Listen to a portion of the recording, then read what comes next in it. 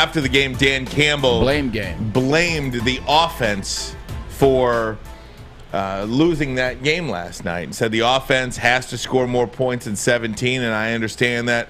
But that game was squarely on the defense to me. Squarely. I mean, if you go to the play-by-play on ESPN.com, they got this beautiful tab. It's called play-by-play. Yeah. And you go through all these play-by-plays. In the opening series of the second half, the Lions defense allowed a 3rd and 12 for 50 yards. On 3rd and 6, they allow a 22-yard touchdown pass. They allowed Green Bay to get points after a 1st and 20, a 3rd and 7, a 3rd and 14. You got to get off the field. Yeah. What do you? I mean, 3rd and 14, 3rd and 12, 1st and 20, 3rd and 7, 3rd and 6. Guys, you got to get off the field. Yeah. I'm sorry. I'm sorry. That's not an offensive problem. You have to defend against them. Yeah, you made the offensive plays. I mean, the defense you called out, rightfully so. But I think it was a mixture of both teams, and I just wish he would have called it down the middle when he said that with Dan Campbell. I wish he would have said, offense and defense, we got to make plays at the right time, because defense, they didn't make the plays when they needed to make the plays, but the offense left them out to dry in that second half. You know, the interceptions, fumble, turnover on downs because you locked in on Cephas. So they both had enough blame to go around, but I like the fact and pointing out some good things, because let's call a spade a spade. We've looked at this Detroit Lions team up and down. We've been looking at them now for a month and a half, trying to figure out where the playmakers are going to come from, who's going to pick it up on defense, who's going to be guys to rush after the quarterback. So to see them have some success, to see them play well in that first half, because at the end of the day, the Lions are better than we thought they were going to be, and we still don't know who they are. We still know they need players. So I like what I'm seeing.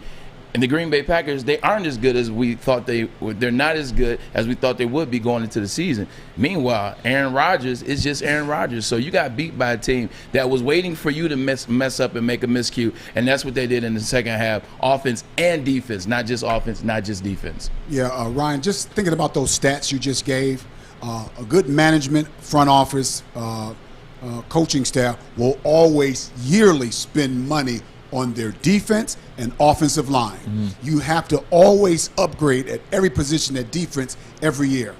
On offense, you got to upgrade your offensive line every year. You can't upgrade at quarterback every year. You got to make good decisions there.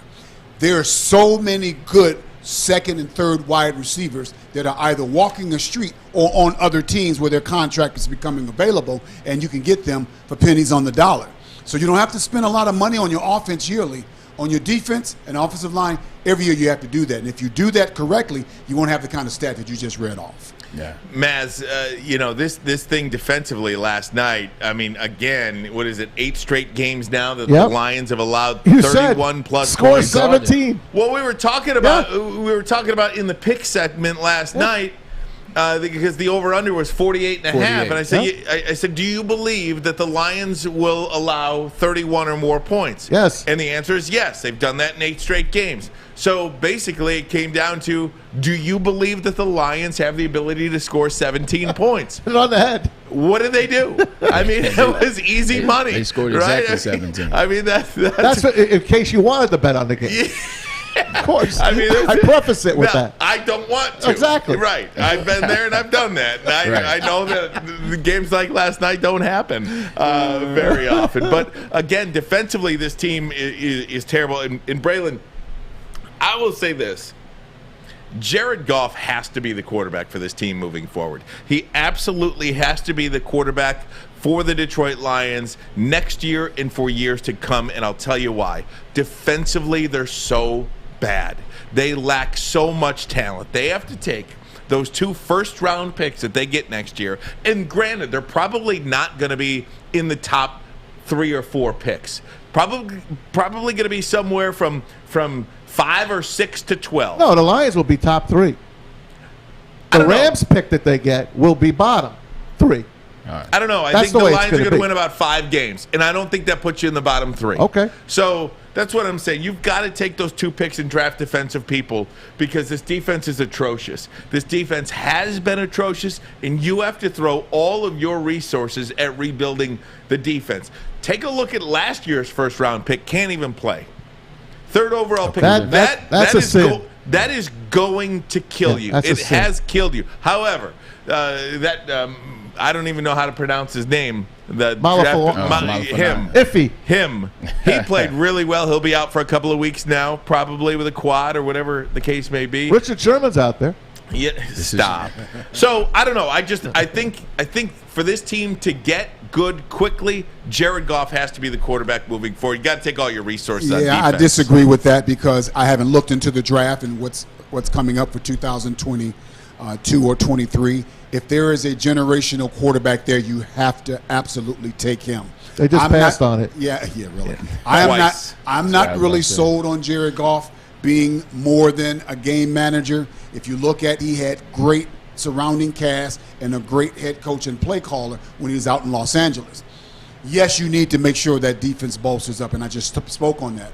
But if you find a can't-miss quarterback, and that's not easy to do because sometimes you don't know how to evaluate quarterbacks appropriately. But if you find a quarterback you think that's better than what you got to go with it. Stan, I think part of the reason why I say that, though, is because I think they're going to win 5 games. And I don't think they'll get that top overall pick. You don't like them? You don't like Rattler anyway? I don't like Rattler anyway. I don't like him. The kid from Liberty, I've seen him play. I think you can make a quarterback out of that guy. But I don't know, we had, 4 quarterbacks taken in the top 4 picks of the draft this year. People go quarterback, and then they trade up to take a quarterback. So I don't believe if you have a 5 to 12 pick, you're even getting one, although Mac Jones he fell to the Patriots. He fell to the Patriots. They had 5 generational quarterbacks last year in the draft. They passed on all of them. You also passed on Micah Parsons, just to let you know. I think Jared Goff has shown enough. I think he's missing a number one wide receiver. He doesn't have a number one. And when I'm talking about number one, I'm talking about a guy that is either going to be a Pro Bowler every year or he's going to be right there knocking at the door. You got to have that. Quintez Cephas, I think, could be a nice number 2. But you got to have a number 1 to complement T.J. Hockenson, and you got to be able to run the ball. He's shown that when they run the ball, he can have some success. He's shown you he can play action passes. The thing that he had success on out in Los Angeles was the play action we talked about yesterday. I think it's just more about the consistency. You got to build on the defense. The defense will help him have some consistency. And whoever the quarterback's coach is, that's in his ear, the quarterback assistant, the quarterback's coach, the backup quarterback, they need to stay on him so that he doesn't get out of these games and get out of these moments. When you have had a history of having mental lapses in games where you start throwing picks or you start fumbling the ball, you start making misreads, it's easy to get to that spot faster. It's easy when you get in a bad spot, all right, we're here, this is what I'm used to, and start doing it again. But if you have guys that stay on you, stay with you, like Dan Campbell says he was going to do with the players he trusted, I think it will help him in the future. And I think he could be that so that it will allow you to spend draft picks on defense and shoring up the secondary. I look at this division too, Stan, and we had a chance to talk to Wayne Larrivee last week, the Packers, longtime voice of the Packers on the radio, and he said that the Packers, they went all in this year, and next year they're $40 million over the cap already next year. So Green Bay's probably going to fall off. Just it for Aaron Rodgers. Minnesota's not getting any better with Kirk Cousins as their quarterback. I don't like Cousins. I really never did, and I think no kicker. And they've got no kicker to win close games. Chicago, with Justin Fields, I like him. I like Justin Fields, and but the Bears as an organization really don't do it for me. This division is up for grabs here. You can get good quickly in this division if you make some right moves. Well, I've seen Aaron Rodgers carry teams with poor defenses or not very good defenses. So I don't know how much Green Bay will fall off, assuming Aaron is still there after the season. Minnesota, I'm still pretty high on. I'm not as big of a hater of Kirk Cousins that you are. I think they'll be okay. Chicago, Justin Fields is not ready to play. I'm not suggesting that Andy Dalton is the answer. Justin Fields is not ready to play and play at a high level. So I think they're going to have problems there on the quarterback position in Chicago. All right, guys, I got to take a break. When we come back, Stan, I got to get your thoughts on Michigan and Michigan State. Want to hit college football next because I think we've got 2 very good football teams in our state. We'll talk about them next. This is Ermanni and Edwards. Woodward Sports, the bottom Look line. at this guy. What are you talking about, man? What are you talking about? Chill out.